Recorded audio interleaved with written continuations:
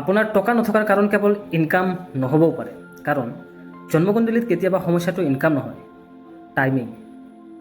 একে ডিগ্ৰী, একে চাকৰি, একে পৰিশ্ৰম, তথাপিও এজন মানুহে আগবাঢ়ি যায় আৰু আন এজনে একে ঠাইতে ৰৈ যায়। কিয়?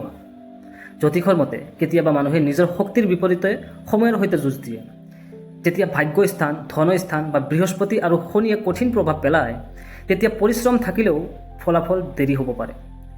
সেইকাৰণে কিছুমান মানুহে কয়, মই সকলো কৰি আছোঁ, তথাপিও কিবা এটা আটকি আছে। সেই কিবা এটা হয়তো আপোনাৰ কুণ্ডলীত ইতিমধ্যেই লিখা আছে, আৰু সেয়া জানি নোপোৱাতেই বহুতে বছৰ বছৰ ধৰি একে ভুল পুনৰাবৃত্তি কৰে। মনত ৰাখিব, ভুল সময়ত লোৱা সঠিক সিদ্ধান্তও কেতিয়াবা সমস্যাৰ সৃষ্টি কৰিব পাৰে, আৰু সঠিক সময়ত লোৱা এটা সিদ্ধান্ত গোটেই জীৱন সলনি কৰিব পাৰে। এতিয়া নিজকে প্ৰশ্ন সোধক, আপুনি সঁচাকৈয়ে ভাগ্যৰ দুৱাৰ খুলি যোৱা সময়ত আছেনে, নে এতিয়াও অপেক্ষা কৰিব বিচাৰে?